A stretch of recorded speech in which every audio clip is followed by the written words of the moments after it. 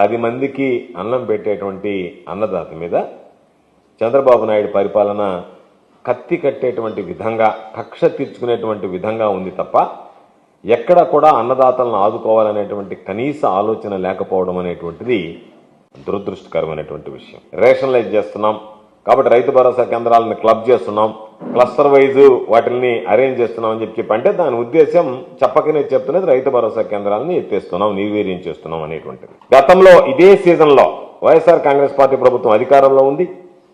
పుట్టి ధాన్యం నెల్లూరులో 25,000 రూపాయలు గతంలో అమ్మితే ఈరోజు ప్రారంభంలోనే 15,000 నుంచి 16,000 రూపాయలకు అమ్ముతుంది. అంటే దాదాపుగా 1,00,000 రూపాయలు గత ప్రభుత్వంలో ఎకరా మీద వస్తే ఈరోజు రైతుకి 40,000 రూపాయలు చేతికి వచ్చేటువంటి పరిస్థితి ఏర్పడింది. పాపం మిర్చి రైతులైతే అరణ్య రోదన.